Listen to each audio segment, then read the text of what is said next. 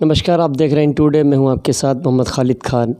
हमारे special show ख़ास मुलाकात में आज हमारे साथ बात करने के लिए मौजूद हैं मशहूर शायर, इंटरनेशनल शायर, उनकी साहबजादी सुमैया राना इस वक्त हमारे साथ मौजूद हैं, जो कि वो इस वक्त हाल ही में वो राष्ट्रीय प्रवक्ता भी हैं सपा से। हम उनसे बात करेंगे किसानों के बारे में कि सुमैया जी, ये बताइए, जिस तरह से किसानों के हालात इस वक्त चल रहे हैं देश के अंदर, प्रदेश के अंदर, और सरकार किसी भी बात मानने को तैयार नहीं है। कई बार सरकार से किसानों के बीच में बात हुई है, उसके ऊपर आप क्या कहना चाहेंगी?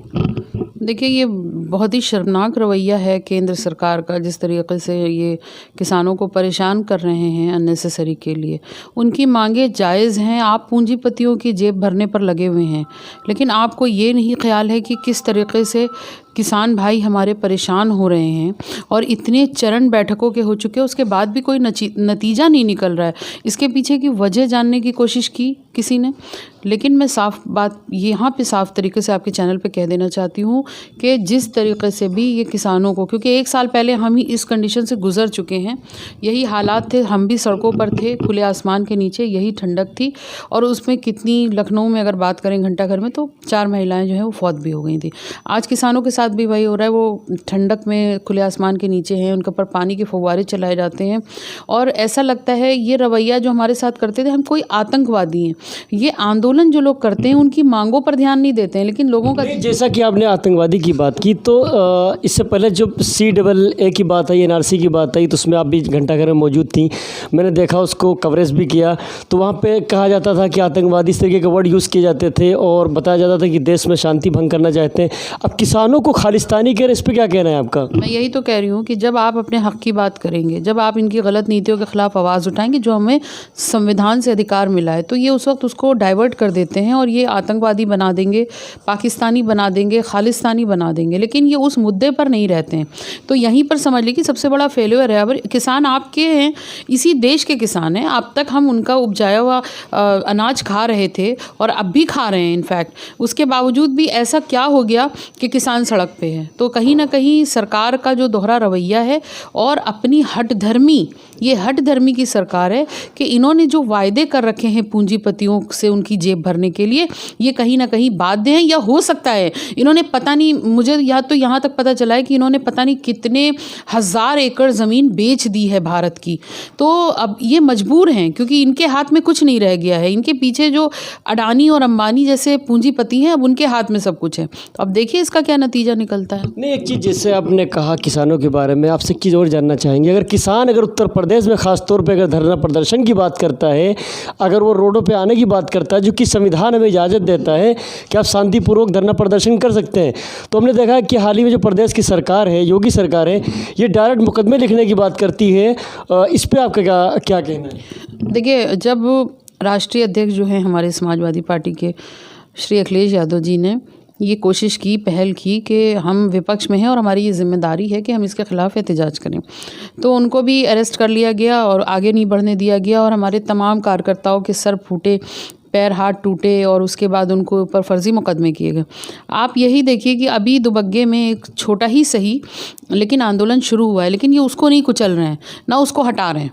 लेकिन इनको क्या है, ये विपक्ष को दबाना चाहते हैं। इन्होंने पहले गरीबों की आवाज़ दबाई, मजलूमों की आवाज़ दबाई, महिलाओं की आवाज़ दबाई, अब किसानों की आवाज़ दबा रहे हैं। तो इनका जो पूरा काम करने का तरीका है वो बिल्कुल तानाशाही है और ये पूरी तानाशाहों की सरकार है। नहीं, एक चीज़ बताइए कि कल 26 जनवरी है, तो उसके ऊपर किसानों के आंदोलन में आपकी पार्टी का क्या रवैया होगा, आप लोगों का क्या रवैया होगा, उसकी कोई तैयारियां हैं कि नहीं है आपके पास? बिल्कुल, समाजवादी पार्टी और राष्ट्रीय अध्यक्ष श्री अखिलेश यादव ने साफ कर दिया कि हम हर पल किसानों के साथ हैं, उनकी मांगों को लेकर हम अडिग हैं, जो उनके इक़दाम हैं हम उनका फेवर करते हैं।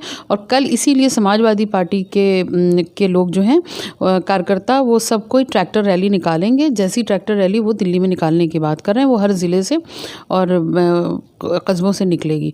तो हमारा तो पहले दिन से वो साफ था कि हम अन्नदाताओं की इज़्ज़त करते हैं और उनके साथ हैं। आपसे राष्ट्रीय प्रवक्ता होने पर एक सवाल और करते हैं कि जब से ओवैसी साहब आए हैं उत्तर प्रदेश में, उसके ऊपर आपका क्या कहना है? देखिए, अगर मैं बड़ी मज़ाहिया अंदाज में बोलूँ तो पतंग का हवा से बहुत बड़ा ताल्लुक़ है। तो पतंग हवा के बिना तैर नहीं सकती और हवा फिर बनाई जाती है। तो ओवैसी साहब ज़मीन पे कुछ नहीं है, वो पतंग है, हवा में उड़ते रहते हैं। और पतंग जो है वो कितनी भी महंगी हो, कितनी भी आप उसके ऊपर कहानियाँ बना ली, वो कटती ज़रूर है। उनके कटने के दिन आ रहे हैं, क्योंकि इन्होंने सिर्फ हवा और फ़िज़ा बनाने का काम किया है। जो पिछले दिनों इन्होंने एक तरह तरह की आप लोग के सामने बातें आई होंगी, वो सब कुछ झूठ साबित होती चली जा रही हैं। और 2022 जिसके ये ख्वाब देख रहे हैं वो भी दूर नहीं है, 11 महीने का टाइम है और उसके बाद सब कुछ सब सामने। नहीं, एक चीज़ है सुमैया जी, बताइए कि उन्होंने लगभग 8 या 9 छोटी छोटी पार्टियों से गठबंधन किया है, ये बात सही है या गलत? इस पर क्या कहेंगी आप?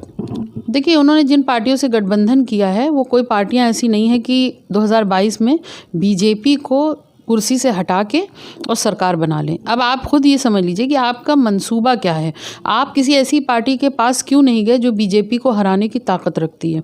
आप ऐसी पार्टियों में गए जाकर के अब मिले जहाँ पर आप अपने जो मुसलमान भाई हैं उनके वोट को कचरे में और डलवा सकें। जितना डिवीज़न ये करवाना चाह रहे हैं पूरी कोशिश करेंगे, लेकिन जिन पार्टियों से ये बात कर रहे हैं इन्हीं के अपने अंदर जिनको ये मुस्लिम क़यादत करते हैं, वो मुस्लिम क़यादत ही अब इनके मुखालिफत में खड़ी हो रही हैं।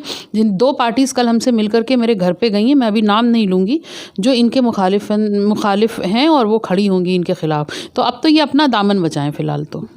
एक चीज़ और है कि जिस तरीके से सरकार बड़े बड़े दावे कर रही है कि हम जो है रोज़गार लेके आए हैं प्रदेश में, एजुकेशन का एरिया जो है वो काफ़ी बढ़ चुका है, आप उस पर क्या कहेंगे? जो ज़मीनी स्तर जो शिक्षा में है, जैसे गरीब बच्चे जो BPL से आते हैं, बिलो पॉवर्टी लाइन से आते हैं, हमने देखा है कि उनको जल्दी एडमिशन नहीं मिलते हैं।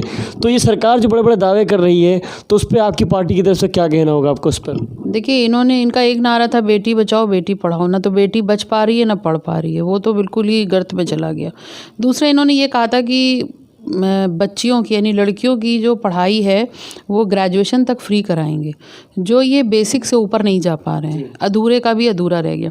तो इस तरह के इनके बहुत सारे, देखिए रोज़गार जहाँ PhD डिग्री होल्डर चपरासी के लिए अप्लाई करता हो, शर्म की बात है, डूब के मर जाना चाहिए इन लोगों को कि जिसने पूरी ज़िंदगी एक टॉप क्लास की पढ़ाई की हो, PhD की हो और उसके बाद वो चपरासी के लिए अप्लाई कर रहा हो, तो उसके मेंटल लेवल कितना ज़्यादा स्ट्रेस्ड होगा कि वो चपरासी के लिए जा रहा है। तो ये हमारे देश का हाल इन्होंने कर रखा है। रोज़गार के नाम पे जो था वो ख़त्म कर दिया उन्होंने, और दीगर रोज़गार ये क्या दे पाएंगे? उन्हीं को बचा करके रखते तो वही बहुत था हमारे लिए। तो ये झूठ का पूरा पुतला है बना हुआ, वो सामने आ चुका है उनकी सारी। चलते चलते आपसे आखिरी सवाल ये है कि आपकी पार्टी सपा है, आपकी क्या तैयारियां होंगी 2022 के लिए?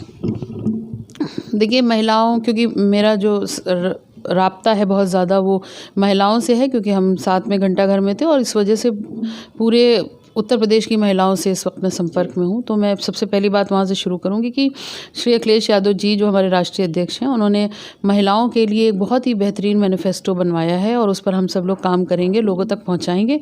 वो मैं अभी यहाँ पर नहीं उसको बता सकती हूँ। तो सबसे पहली चीज़, और उससे मैं बहुत ज़्यादा मुतासिर हूँ उस मैनिफेस्टो से, तो महिलाओं के लिए बहुत अच्छे इक़दाम होंगे उसमें।